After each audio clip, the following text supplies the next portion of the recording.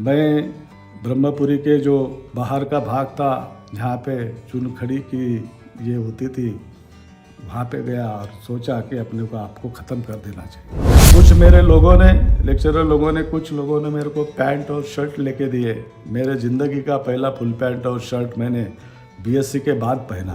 तो times of India ने मेरे बारे में लिखा था कि then vegetable vendor, now the eminent educationalist. मैं आपको मेरे बारे में इंट्रोड्यूस करना चाहूँगा कि बहुत ही संघर्षपूर्ण तरीके से मेरा जीवन गया है। मैं बहुत ही गरीब और दरिद्र कुटुंब में जन्म लिया। मेरा गांव है लावारी, तालुका चिमूर, डिस्ट्रिक्ट चंद्रपुर, महाराष्ट्र, इंडिया। ऐसा गांव जहां पे 100 घर है और पॉपुलेशन अराउंड 400 है, और सब जगह पे गांव के अराउंड में आप देखेंगे तो पूरा जंगल ही जंगल है। और ऐसा मानो कि हम लोग बाकी एनवायरनमेंट से बिल्कुल अलिप्त है। वो गांव से बाहर निकल कर कैसा आया, अभी मैं सोचता हूँ तो मुझे भी बहुत आश्चर्यकारक लगता है। हमारा कुटुंब, जैसा मैंने पहले कहा, एक बहुत ही गरीब कुटुंब से हूँ मैं। हम 5 भाई और 4 बहनें घर में थे। कमाने वाले पिताजी और माताजी वो एक्चुअली खेत में जाकर मजूरी का काम करते थे। हमारी एक कुटी थी, छोटी सी घास की कुटी। बारिश में पूरा पानी अंदर आ जाता था, पूरी छप्पर गीली हो जाती थी। हम सभी भाई लोग एक कॉर्नर में इकट्ठा होकर कैसे तो भी अपना बचाव करते थे। ऐसे इसमें हम देखेंगे कि अगस्त और सितंबर, ये जो महीना जो होता है ना, वो किसानों के लिए बहुत ही खतरनाक होता है। खाने की चीज़ें नहीं रहती। मुझे याद है अभी भी, मैं जब छोटा था तो अगस्त और सितंबर महीने में शाम को हम खाना नहीं खाते थे, क्योंकि घर में कुछ नहीं होता था। हम भूखे रहते थे पानी पीकर। तो पिताजी ने देखा कि घर कैसा चलाना, बच्चे बहुत है, तो मेरे बड़े भाई और छोटे भाई सबको पटेल के यहाँ पे उन्होंने नौकर रख दिया। मैं थोड़ा सा एजुकेशन में आगे बढ़ रहा था। मेरा बचपन मुझे अभी याद है। जो भी मैं पढ़ता था मैं रट लेता था, और बार बार पढ़ के किताबें मेरे को पाठ होते थे। तो मुझे पहले से बचपन से ऐसा लगा कि मैं पढूं। क्या करना है मुझे मालूम नहीं था, लेकिन मन में मैं ऐसा डिसाइड किया था कि मैं 100% अगर मार्क्स लेता हूँ तो पढ़ना चाहिए। और गांव के 1-2 क्लास ख़त्म होने के बाद में गांव में स्कूल नहीं थी। फिर अब क्या करना, बड़ा प्रॉब्लम है, क्योंकि माँ भी और फादर भी हमको एजुकेशन का, उनको कोई गंदा नहीं था, तो वो बोलेंगे ही नहीं कि आप एजुकेशन करो। तो ऐसे स्थिति में एक दिन आश्चर्यकारक घटना घटी। मेरे नाना और नानी हमारे घर आए, और मुझे ऐसा ही लगा, मैं यानी दूसरी कक्षा पास करके जस्ट तैयार था, जुलाई का महीना था। वो आए तो मैंने ऐसा सोचा कि इनके गांव में 8वीं कक्षा तक क्लास है, तो क्यों ना मैं इनके पास चले जाऊं। मैंने खाली मेरे ग्रैंडफादर को, नाना को बोला कि मैं तुम्हारे गांव में पढ़ने के लिए आता हूं, और मेरे गीले हुए कपड़े इकट्ठा करके मैं उनके गाड़ी, यानी वो बैलगाड़ी होती है, उनमें जाके बैठ गया और मैं चला गया पढ़ने। वाडोना करके नाम है, तालुका नागभीड़, जिला चंद्रपुर में। वहाँ पे मैंने 3री कक्षा से 8वीं कक्षा तक पढ़ा। हमारे मामा बहुत ही खेती वाले लोग थे, रात दिन खेती में काम करते थे। तो मुझे भी सवेरे काम करना पड़ता था। पहर को 5 बजे उठकर खेत में जाना पड़ता था। ठंडी के दिनों में मुझे अभी याद है, हम लोग वो जलती हुई लकड़ी लेके ऐसे भागते थे खेत में, और वहाँ पे कुछ जलाकर ठंडी से अपना बचाव करते थे और अपनी खेत की रक्षा करते थे।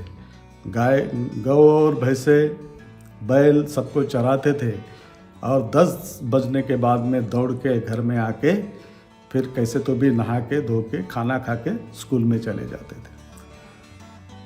शाम को वहाँ से आने के बाद में बैलों का, भैंसों का पूरा खाना वाना, दाना पानी उनको देना पड़ता था। और बाद में शाम को ये जो दिया रहता है उनके प्रकाश में 1-1.5 घंटा मैं पढ़ाई करता था। तो ऐसा सुबह से देखो तो शाम तक ऐसा लाइफ चल रहा था कि बिल्कुल कहीं पे भी जगह नहीं है, रुकने का नाम नहीं है, काम करने का है, किताब पढ़ना है और खेतों के काम करना है और मामा मामी के साथ साथ में काम करना है। तो मेरे बचपन ने ये बता दिया कि श्रम प्रतिष्ठा सबसे बहुत इम्पॉर्टेंट है, काम करना बहुत इम्पॉर्टेंट है और यहाँ पे फुर्सत लेना नहीं है।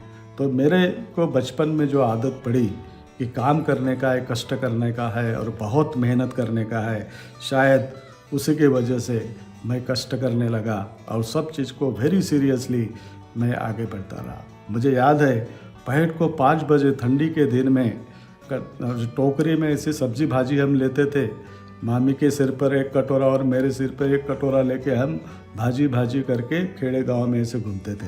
तो 10 बजे तक पूरा सब्जी भाजी बेचकर पूरा इकट्ठा हुआ धान जो है वो अपने कटोरी में जमा करके फिर से अपने गांव चले आते थे और बाद में स्कूल करते थे। छुट्टी के दिन और संडे में विशेष करके हम पूरा दिन खेती का काम करते थे। तो मैं 3री कक्षा से लेकर 8वीं कक्षा तक इतना मेहनत किया खेत का, तो मुझे सब आता है, भाजी लगाना आता है, पूरा वो खेत तैयार करना आता है, सब आता है। तो वो फेज से मैं गया हूँ और ये सब करते हुए मैंने देखा कि मैं स्कूल में टॉप रहता था, क्लास में टॉप रहता था और मेरा नंबर कभी भी गया नहीं। लेकिन जब 3वीं से 8वीं कक्षा पास होने के बाद में मेरे सामने और समस्या खड़ी होगी कि अभी 9वीं कक्षा यहाँ पे नहीं है, फिर कैसे करना। फिर वापस घर गया, मेरे गांव गया लावारी। फिर मैंने पिताजी को बोला मेरे को पढ़ना है, चिमुर जाना है। तो वो बोले हम कहाँ से पैसे लाएंगे। तो इत्तेफाक से और एक आश्चर्यकारक घटना घड़ी मेरे गांव में। दडमल नाम के गुरुजी अकस्मात आ गए चिमुर से। वो बोले चलो, बोले हम बोर्डिंग में तुमको रख देते हैं, 5 रुपये किराया है, खाने पीने की सोई होती है, वहाँ पे आप रहो और कैसे तुम भी पढ़ो। तो मैंने मान लिया और सीधा अपने दफ्तर लेके मैं सीधा चिमुर गया। मुझे याद है वो छोटी सी रूम में 10 बाय 20 के रूम में हम 20 लोग रहते थे। एक लकड़े की संदूक रहती थी, उसमें हमारे कपड़े और किताबें हम रखते थे और उसके सामने सतरंजी डाल के हम सोते थे। और खाने के लिए हमें अमेरिका से भेजा हुआ लाल गुंजी जिसको बोलते हैं मिलो, उसकी ब्रेड मिलती थी, भाकरी मिलती थी, बहुत कड़क होती थी। और सुबह और शाम को दाल और बेसन के बिना कोई दूसरा पदार्थ नहीं मिलता था। बड़ी छोटी की उम्र में हम कैसे तो भी तकलीफ़ करके, कठिनाई सहन करके वो खाते थे और दोस्त के साथ में दौड़ धूप करके, कुछ कार्यक्रम करके, सांस्कृतिक कार्यक्रम करके एक दूसरे का मनोरंजन करते थे। 9वीं 10वीं कक्षा में हम लोगों में बड़ा कंपटीशन होता था।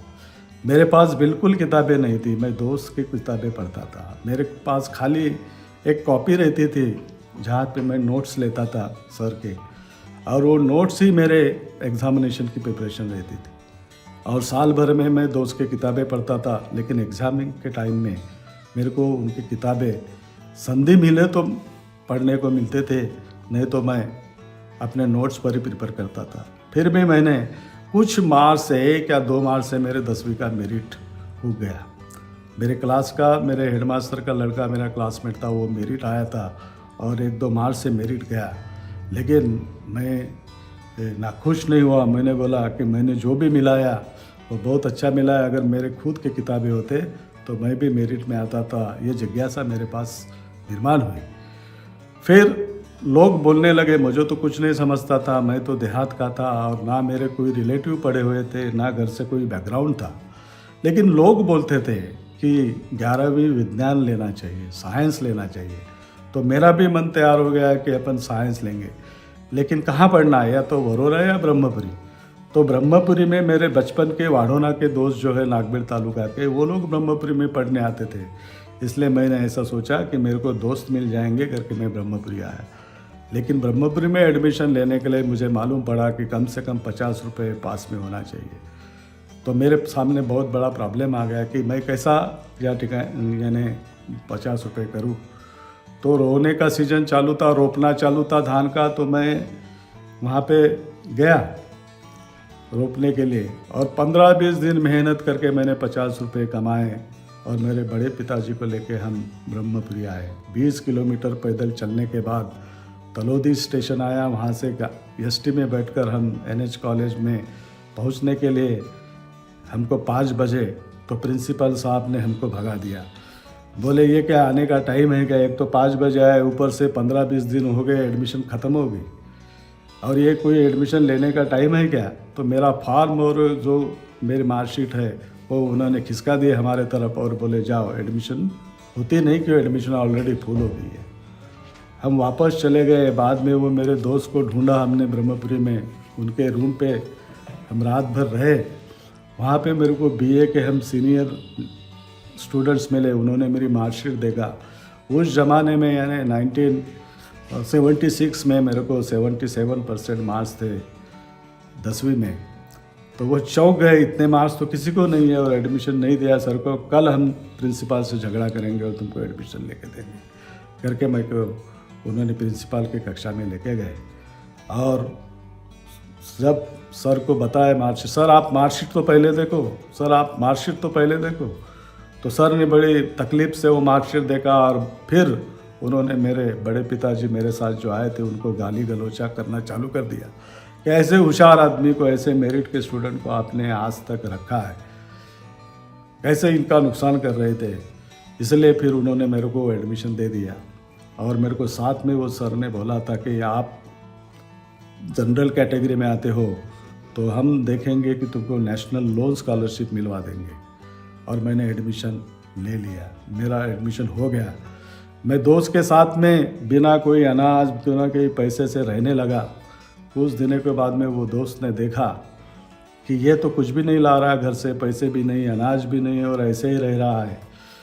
तो उसने प्यार के खातिर मेरे को रख दिया, लेकिन उनके घर के लोग उसको बोलने लगे कि उसको आप बाहर कर दो। तो एक दिन मेरे दोस्त ने बहुत ही जड़ अंतकरण से मेरे को बोला कि बेटा तेरे को मेरी रूम छोड़ना पड़ेगा, क्योंकि मेरे घर वाले लोग नहीं चाहते। तो मैंने सोचा कि 9 बजे मैं सवेरे अपने रूम से निकला। मैं ब्रह्मपुरी के जो बाहर का भाग था जहाँ पे चुनखड़ी की ये होती थी, वहाँ पे गया और सोचा कि अपने को आपको ख़त्म कर देना चाहिए। मैंने आत्महत्या का विचार पूरा किया, लेकिन जो मेरी शिक्षा के बारे में जो ये थी, मेरी मनीषा थी और विज्ञान पढ़ना था मेरे को, मेरा द्वंद्व निर्माण हो गया। तो मैंने सोचा अभी क्या करना चाहिए। तो मैं रोते रोते अपने क्लास में चला गया और मेरे साथ में जो पढ़ता था एक नानाजी खोबरागड़े मेरा दोस्त था। उसने देखा तू फिक्र मत कर, मेरे रूम पे रहे, मैं तेरे को सहारा देता हूँ। और मैं उसके साथ में रहने लगा। तो ऐसे इस तरह से मैंने 11वीं 12वीं देखा। फिर भी वही सीन कि मेरे पास किताबें नहीं खुद की, मेरे के पास खाली कॉपी है। तो मैं लेक्चरर्स के पूरे नोट्स लिखने लगता था और साल भर में किताबें मैं पढ़ता था दोस्त की। और एग्ज़ामिनेशन के टाइम में मेरे पास किताबें नहीं रहती थी, लेकिन मैं अपने नोट्स से मैं पढ़ाई करता था। तो लेक्चर लोगों के बीच में मेरी चर्चा चली, क्योंकि जो यूनिट टेस्ट होती थी उसमें मैं आउट ऑफ मार्क्स मिलाता था। तो ऐसा एक स्टूडेंट है जो गरीब स्टूडेंट है, जो पायजामा और शर्ट में आता है, बिना चप्पल से आता है, वो स्टूडेंट ऐसा है 11वीं में सी में कि वो पूरे के पूरे मार्क्स मिल रहा है। तो ऐसा एक चर्चा हो गई और मैं उस 11वीं 12वीं के एग्ज़ामिनेशन में कॉलेज में 3rd नंबर पे आया था। 3rd नंबर के मार्क्स थे। मुझे गवर्नमेंट मेडिकल कॉलेज में एडमिशन मिली, मेरे को गवर्नमेंट इंजीनियरिंग कॉलेज अमरावती में एडमिशन मिली। लेकिन फिर से वही स्टोरी आ गई मेरे सामने कि पैसे नहीं थे, किसी को मांग भी नहीं सकता था और कोई मेरे साथ भी आने वाला नहीं था। दोस्त लोगों ने बोला कि चलो हम इंजीनियरिंग कॉलेज में हमारे साथ रहो, लेकिन मुझे विश्वास नहीं था, क्योंकि 11वीं में जो हादसा मेरे से हुआ था, फिर भी वो अगर अमरावती में हो गया तो मैं क्या करूँगा करके I have join BSc mathematics in NH college Brahmapuri. तो मुझे सर लोग बहुत बोलते थे कि आप इतने मार्क्स लेके आप वहाँ पे क्यों नहीं गए, आप यहाँ पे आए, इसका मतलब आप में कोई विश्वास नहीं है। आप कॉपी करके पास हो गए होंगे, नहीं तो कोई ऐसा कोर्स छोड़ता नहीं है। तो मेरे को टारगेट करना कुछ लोगों ने चालू कर दिया और उन्होंने वो मेरी परीक्षा लेने लगे। तो मैं और प्रिपेयर करके जाता था और उनके सवालों के जवाब देता था। ऐसे हमारी नोक-झोंक चलते रही और 14 जनवरी की मुझे याद है, जब मैं कंपटीशन में सर के और मेरी कंपटीशन चल रही थी, वो मेरे को टेस्ट करना चाहते थे और मैं परीक्षा उत्तीर्ण करना चाहता था। इस ज़माने में 14 जनवरी को मेरे पिताजी को सीरियस बीमारी हो गई, तो उसको मेरे को मेडिकल कॉलेज नागपुर में एडमिट करना पड़ा। पढ़ा लिखा था इसलिए घर के लोगों ने मेरे को भेजा वहाँ पे, और मैं जनवरी से लेकर तक मार्च तक वहाँ पे मेडिकल कॉलेज में रहा। उनके कार्ड के बाजू में रहकर मेरे नोट्स पढ़ने लगा था। मैं जनवरी तक जो भी पढ़ा वो पढ़ता था मैं, और डॉक्टर भी देखने लगे कि ये लड़का देखो कि पिताजी की शुश्रूषा भी करता है और पढ़ाई भी कर रहा है, तो मेरे को से प्यार करने लगे। और जब 18 मार्च को पिताजी का डेथ हुआ, फिर वो सब पूरी प्रक्रिया करके मैं पूरे बाल कटा के बाहर आया, ब्रह्मपुरी आया। तो फिर सर ने मेरे को पूछा कि क्यों, कहाँ गए थे आप और ये बाल क्यों कटाए। मैंने कुछ भी जवाब नहीं किया, खाली रोया मैं कि कुछ नहीं जवाब दिया।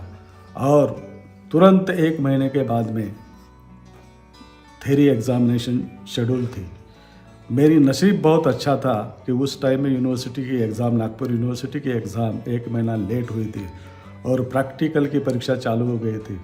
मेरे दोस्त नानाजी खोबरागड़े ने मेरा रिकॉर्ड अपने हैंडराइटिंग से लिखा था, मेरे को तैयार किया था, और मैं वो 1 महीना जो परीक्षा पोस्टपोन हुई उसका मेरे को बहुत फ़ायदा हुआ। मैं रात दिन पढ़ाई करता रहा, 16-17 घंटे मैं पढ़ाई करता था। रात में 3 बार मैं काली चाय पीता थी बिना दूध वाली, लेकिन रात भर जगता था और पूरा बचा हुआ मेरा कोर्स कंप्लीट किया। और मुझे कहने में बहुत आनंद लगता है कि नागपुर यूनिवर्सिटी जो 11 जिले की थी, विदर्भ की एक ही यूनिवर्सिटी थी उस time, Amravati university, Gondwana university नहीं थी, खाली नागपुर यूनिवर्सिटी 11 जिले में। मैं BSc पार्ट 1 में फर्स्ट मेरिट था कॉलेज से और यूनिवर्सिटी से। तब मेरे पूरे वो सर, सब मेरे पढ़ाने वाले सब लोग मैं बहुत ही खुश हो गए, और वो बोले कि ये रियल लड़का है जो यूनिवर्सिटी से पूरा फर्स्ट आया है। तो सब ने मेरे को बुलाया, मेरा सत्कार किया। आज भी मुझे याद है, जिसमें बजाज सर है, मिश्रा सर है, केला सर है, हिन्ने सर, तिड़के सर, ये 5 लोग बहुत इकट्ठा किए। पापड़ सर आए, रईस सर जो मेरी परीक्षा ले रहे थे बार बार, वो भी इतने खुश हो गए कि ऐसा स्टूडेंट हमने कभी देखा ही नहीं जो फर्स्ट मेरिट आया यूनिवर्सिटी से। और कॉलेज का रिकॉर्ड हिस्ट्री मैंने निर्माण किया था। फिर सेकंड ईयर में उन्होंने खुद वो कंट्रीब्यूशन करते थे, 20-20 रुपये हर लेक्चरर, और मेरे को देते थे। वो पैसे देकर मेरे को ट्यूशन भी मिला के दिया कॉन्वेंट के स्टूडेंट की। तो मैं घर घर जाके ब्रह्मपुरी में ट्यूशन लेता था छोटे छोटे बच्चों की, और अर्न एंड लर्न मैंने चालू किया। मेरे जीवन में मैंने मेरा एजुकेशन खुद क्या कर्म से करना चालू कर दिया, और मैं BSc फाइनल विथ मेरिट मैंने पास किया। और मेरे सर लोगों ने फिर से इकट्ठा करके मेरे को नागपुर MSc के लिए भेजा। वहाँ पे भी मैं मेरिट आया, MPhil में मेरिट आया, और यूनिवर्सिटी ग्रांट्स कमीशन के रिसर्च फेलोशिप मिल को डायरेक्ट अवार्ड हो गई 700 रुपये पर मंथ। जो लेक्चरर को 700 रुपये बेसिक था, तो मुझे भी 700 रुपये UGC का फेलोशिप मिला। कुछ मेरे लोगों ने, लेक्चरर लोगों ने, कुछ लोगों ने मेरे को पैंट और शर्ट लेके दिए। मेरे ज़िंदगी का पहला फुल पैंट और शर्ट मैंने BSc के बाद पहना। MSc के क्लास में जाते जाते मैं फुल पैंट पहनने लगा, उसके पहले मैं खाली कमीज और पायजामा पे रहता था। तो इस प्रकार से नागपुर के कुछ फैकल्टी ने फिर मेरे को मदद किया, और मेरे पूरे साल का खाने का खर्चा नागपुर के फैकल्टी ने किया। और इस प्रकार से मेरे को हर तरफ से मेरे को सपोर्ट किया गया, और मैं नागपुर यूनिवर्सिटी में भी मेरिट आया। और इस प्रकार से एक प्रकार से मेरे लाइफ को मैंने शेपअप किया। मेरी परिस्थिति देखते हुए मैंने MSc के फर्स्ट ईयर में ही रेंज फॉरेस्ट ऑफिसर की परीक्षा दी थी, और मुझे आनंद होता है, आज भी मैं महसूस करता हूँ वो क्षण। मैं पूरे महाराष्ट्र में रेंज फॉरेस्ट ऑफिसर RFO के एग्ज़ामिनेशन में महाराष्ट्र में फर्स्ट आया था और मैं 26 किलोमीटर 4 घंटे में दौड़ लगा के भी मैं आया था। मुझे और एक याद आता है कि रिज़र्व बैंक ऑफ इंडिया का ऑफिसर की एग्ज़ामिनेशन मैंने दी थी MSc टाइम करते टाइम में, क्योंकि MSc के बाद तुरंत मुझे जॉब की ज़रूरत थी। तो मैं reserve bank of India Nagpur की परीक्षा भी पास हो गया और वहाँ पे भी ऑफिसर करके 1 दिन का मैंने ड्यूटी किया। लेकिन मेरे सर लोग बोले कि आप फॉरेस्ट में जाके क्या करोगे, तुमको पैसा मिलेगा लेकिन तुम मेरिट के स्टूडेंट हो तो तुम्हारे नॉलेज का क्या फ़ायदा। मेरे रिसर्च के गाइड डॉक्टर देशमुख बोले नागपुर के कि आप एक हाई स्कूल का टीचर बनो लेकिन रिजर्व बैंक में मत जाओ, वहाँ पे खाली नोट गिनोगे, पैसा बहुत मिलेगा लेकिन नॉलेज का क्या। तो मैंने वो सब रिजर्व बैंक का ऑर्डर और रेंज फॉरेस्ट ऑफिसर का ऑर्डर मैंने हीटर पे जलाया था हॉस्टल पे, क्योंकि जब तक वो ऑर्डर मेरे पास है मुझे याद आता था कि मैं ज्वाइन करूं, इसलिए मैंने वो सभी ऑर्डर्स हीटर पे जला दिए थे। And I have joined as a research fellow of university grants commission Delhi as a research scholar of the university. फिर 1985 में न्यूज़ाबा हितकारनी कॉलेज में इलेक्ट्रॉनिक्स के हेड ऑफ डिपार्टमेंट की जगह निकली, तो मेरे कुछ लोगों ने बोला कि आप PhD बाद में भी कर सकते हो, आप आ जाइए जॉब ज्वाइन करो। और मेरा सिलेक्शन हुआ और I have join as a head of the department of the electronics in न्यूज़ाबा हितकारनी कॉलेज, और मेरी वहाँ पे नौकरी की यात्रा शुरू हो गई। और उस प्रकार से मैंने काम करना, जो मेरा बचपन से जो काम करने का है, दिन भर काम करने का, वो सिलसिला चालू रहा। तो फिर मैं हेड ऑफ डिपार्टमेंट बना, फिर वाइस प्रिंसिपल बना, फिर 2004 में प्रिंसिपल बना, और उसके पहले ही अगस्त 1990 में मैं फिजिक्स में PhD भी हुआ। तो शायद गढ़चिरौली और चंद्रपुर ज़िले में PhD फिजिक्स विषय में प्राप्त करने वाला मैं पहला विद्यार्थी था, इसलिए वो PhD मैंने फिजिक्स में मिला है, उसका फ़ायदा मुझे बहुत हुआ कि 2004 में जब सीनियर लोग रिटायर्ड हुए तो PhD वाला कैंडिडेट करके मुझे प्रिंसिपल का चांस मिला। और जब मैं प्रिंसिपल बना कॉलेज का तो मैंने सबसे पहले गरीब बच्चों के लिए अर्न एंड लर्न योजना मैंने चालू कर दिया। 2 घंटा काम करो गरीब लोग, स्टूडेंट्स, बगीचा में काम करो, स्कॉलरशिप सेक्शन में काम करो, एडमिशन सेक्शन में काम करो, लाइब्रेरी में काम करो 2 घंटे, और 1000 रुपये पर मंथ में उनको देता था। और इस तरह से मैं 40 से 50 हज़ार रुपये हर साल गरीब बच्चों को मैं बांटता था। तो वो अर्न एंड लर्न्स की मैंने चालू किया। मैंने किया कि होशियार जो विद्यार्थी हैं उनको अवार्ड मिलना चाहिए, एकेडमिक एक्सेलेंस अवार्ड जो योजना है मैंने चालू किया, और उनको इतने प्राइजेस मिले कि जो फर्स्ट मेरिट आता था, सेकंड मेरिट आता था, उनको 5-5, 6-6, 7-7, 8-8 हज़ार रुपये की प्राइजेस मिलते थे। तो एक बूस्टिंग मेरे स्टूडेंट्स को मिलता था। तो ये योजना मैंने गरीब बच्चों के लिए कॉलेज में चालू किया। और साथों साथ हमने देखा कि ब्रह्मपुरी जो एजुकेशन का माहिर है वहाँ पे सब फैसिलिटी रहना चाहिए, इसलिए पूरे विषय में MA चालू कर दिया, पूरे विषय में MSc चालू कर दिया, MCOM इंग्लिश मीडियम चालू किया, BCom इंग्लिश मीडियम चालू किया, 18 PG कोर्सेस हमने चालू कर दिए। और PhD भी करना चाहिए ग्रामीण लोगों के स्टूडेंट अपने गांव में रहकर, खासकर महिलाएं, बच्चियां जो अपने गांव में रहकर PhD करना चाहिए करके 10 विषय में मैंने PhD के सेंटर कॉलेज में खोले। शायद ये पूरे गोंडवाना यूनिवर्सिटी के एरिया में इतने रिसर्च सेंटर कोई कॉलेज में नहीं है। आज मुझे गर्व से कहना पड़ रहा है कि 40 लोग आज तक हमारे कॉलेज से PhD हो गए स्टूडेंट्स, और 120 स्टूडेंट्स अभी PhD कर रहे हैं। तो ये सारी उपलब्धता, जब मैं प्रिंसिपल बना तो खाली कॉलेज की स्ट्रेंथ थी 2200 स्टूडेंट्स, और जब मैं रिटायर्ड हुआ तो कॉलेज का स्ट्रेंथ में लेके गया 5500 तक। तो एक प्रकार का रेवनी कॉलेज मेरे को निर्माण करने का काम किया, स्टूडेंट को बेनिफिट्स देने का काम किया, और ये कॉलेज को हर कॉर्नर पे पहुंचने का काम किया। मुझे याद है कि जैसा मैं यहाँ पे काम कर रहा था वैसा यूनिवर्सिटी के ढेर सारे मैंने काम किए। 2011 में director board of university and college council का मैं डायरेक्टर करके अपॉइंट हुआ। नई यूनिवर्सिटी को एक आयाम देने का काम किया, यूनिवर्सिटी को UGC की मान्यता मिलाना, यूनिवर्सिटी को जगह मिलाना, यूनिवर्सिटी को पूरे डिग्री बहाल करने का अधिकार प्रदान करना, ये सब चीज़ें और पूरे परफॉर्मेंस मैंने अपने हाथों से वहाँ पे निर्माण किए और एक यूनिवर्सिटी की, गोंडवाना यूनिवर्सिटी की नींव रखी।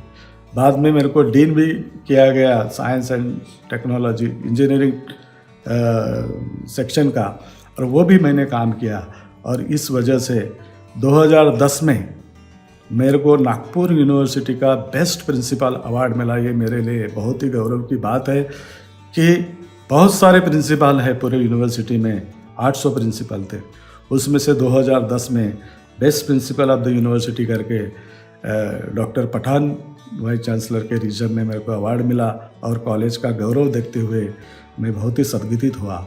2016-17 में गोंडवाना यूनिवर्सिटी ने भी मेरे को best principle of the university करके अवार्ड कर दिया। और यही तो नहीं, तो 2019 में नेवजाबा हितकारनी कॉलेज का best college of the university award मैंने दिलाया। तो इस प्रकार से कॉलेज को हर फोल्ड पे लेके जाने का काम मैंने किया। कॉलेज का जो मैगज़ीन है मानिक, उसका नाम दिया मानिक, क्योंकि राष्ट्रसंत तुकडोजी महाराज ने ये कॉलेज खोलने का मदन गोपाल जी भैया को जो बोला था, तो इसकी प्रेरणा राष्ट्रसंत तुकडोजी महाराज थे। तो मैगज़ीन का नाम हमने मानिक रखा और ये मानिक को, मैगज़ीन को best magazine of the university करके 4 बार पुरस्कार मेरे रीजन में मिले। तो मैंने जहाँ पे ये कॉलेज को जितना आगे ले जाने का काम करना है वो करने का काम किया है। और हम देखेंगे कि बहुत सारे अचीवमेंट करने का काम हमने किया और स्टेट और नेशनल अवार्ड्स बहुत मिले। कॉलेज का न्याक किया, उसमें B++ ग्रेड आया। यूनिवर्सिटी को कॉलेज के इसमें A ग्रेड मिलाने का काम हमने किया। मैंने जैसा पहले भी मैंने कहा कि यूनिवर्सिटी के सभी स्टैट्यूटरीज बॉडीज़, वो भी शायद रिकॉर्ड होगा कि एक प्रिंसिपल कितने बॉडीज़ पे रह सकता है। फिर वो रिजल्ट डिक्लेरेशन कमेटी हो, रिसर्च रिकग्निशन कमेटी हो, या एग्जामिनेशन कमेटी हो, या board of college and university development हो, management council, senate, academic council, सब इस पर मैंने काम किया। और ये काम करते करते मैंने यूनिवर्सिटी को शपथ करने का भी काम किया है। तो टाइम्स ऑफ इंडिया ने मेरे बारे में लिखा था कि then vegetable vendor now the eminent educationalist, then vegetable vendor now the eminent educationalist. यानी मैं बचपन में सब्जी बेचता था, तो सब्जी बेचने वाला एक लड़का अभी गवर्नमेंट के एजुकेशन की पॉलिसी बना रहा है, ऐसा करके उन्होंने 100 फोटो मेरे लिए और टाइम्स ऑफ इंडिया में एक श्रृंखला चलाई उन्होंने। तो ये मैं समझता हूँ कि NH कॉलेज जो देहात में है उसको एक गौरव प्राप्त करने के लिए टाइम्स ऑफ इंडिया ने उसको वाइड पब्लिसिटी दिया था। मुझे याद है अभी भी NH कॉलेज के इतिहास में मैंने NH कॉलेज पैटर्न चालू किया था। मेरा मकसद ये था कि विलेज के जो स्टूडेंट्स हैं, अपने ब्रह्मपुरी के जो स्टूडेंट्स हैं, वो बोर्ड में टॉप करें, स्टेट में टॉप करें, वो मेरिट आए और ये कॉलेज को रोशन करें। तो मैंने देखा कि मेरे स्टूडेंट्स ने, एक स्टूडेंट्स है जो महाराष्ट्र में फर्स्ट आया था, दूसरी एक विद्यार्थिनी है जो महाराष्ट्र में रिजर्व कास्ट से फर्स्ट आई थी, तीसरे एक स्टूडेंट है वो रिजर्व कास्ट में महाराष्ट्र में फर्स्ट आई थी, मेरी खुद की लड़की नागपुर बोर्ड में विज्ञान में फर्स्ट आई थी। ऐसे कितने स्टूडेंट्स जिन्होंने गौरव प्राप्त किए और ये कॉलेज को आगे ले जाने के हमने काम किए हैं। तो इस प्रकार से लोकमत ने एक मेरे जीवन के ऊपर एक सिरियल चलाई, संघर्षातील दिवस, की संघर्षातून मी कसा घडत गेलो आणि आत्महत्येचा विचार करणारा विद्यार्थी जेव्हा पुढे गेला त्यावेळेस त्यांनी शिक्षण क्षेत्रामध्ये आपलं भरीव योगदान देण्याचं काम केलं। हे लोकमतच्या संघर्षातील दिवस त्या वृत्तमालिकेतून प्रकाशित झालेलं आहे। आणि मला अतिशय एक चांगली गोष्ट त्यानिमित्ताने सांगावंसं वाटतं की पुष्कळ लोकांनी, पुष्कळ शाळेंनी, बहुत सारे स्कूलों ने वो जो संघर्षातील दिवस करके मराठी में सीरियल आई थी उसका पठन किया, अपने स्टूडेंट्स को एक एग्जाम्पल देते रहे। मैं चाहता था अपने जीवन में कि एक साधारण लड़का, एक गांव का लड़का, एक गरीब का लड़का टॉप पोस्ट पे चले जाए, बहुत अच्छे पोस्ट पे चले जाए। मेरी मनीषा थी कि एजुकेशन डिपार्टमेंट में वाइस चांसलर कुलगुरु जो है ये टॉप की पोजीशन होती है, जिसकी नियुक्ति राज्यपाल करता है। तो मुझे ऐसा लगता था कि जो कॉलेज से मैं पढ़ा वो NH कॉलेज, और मेरी प्रकृति, मेरे गांव, मेरा परिवार, एक गरीब परिवार, इनको एक स्टेटस मिले, इसलिए मुझे वाइस चांसलर बनना था। I have applied for the Amravati university, for the RTM Nagpur university, और गोंडवाना यूनिवर्सिटी के लिए मैंने अप्लाई भी किया। 170 एप्लीकेशन आती थी, उसमें से 20 लोग शॉर्टलिस्ट होते थे, और मुझे खुशी है कि मैं नागपुर यूनिवर्सिटी के लिए, गोंडवाना यूनिवर्सिटी के लिए और अमरावती, तीनों यूनिवर्सिटी के लिए मैं शॉर्टलिस्ट हो गया, मैं 20 में आ गया। और 20 का जो इंटरव्यू है, वो इंटरव्यू सर्च कमेटी ने लिए। एक हाई कोर्ट का जज होता है रिटायर्ड, चीफ जज ऑफ द हाई कोर्ट, एक IAS ऑफिसर और एक डायरेक्टर लेवल का एक्सपर्ट, उसको सर्च कमेटी बोली जाती है। उन्होंने 3 बार 3 यूनिवर्सिटी के लिए मेरा इंटरव्यू लिया।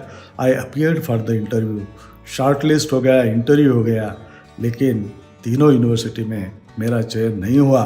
तो जो मुझे प्रूव करना था कि एक गरीब का लड़का, एक सामान्य लड़का भी वाइस चांसलर बन सकता था, वो नहीं कर पाया। वो मेरे ज़िंदगी का एक दुखदायक घटना होंगी। मैं चाहता था कि टॉप पोस्ट पे जाके मैं कुछ समाज के लिए करूं, विद्यार्थी के लिए करूं, यूनिवर्सिटी के लिए कुछ करूं, अपने इंस्टीट्यूशन के लिए कुछ करूं, वो कर न सका।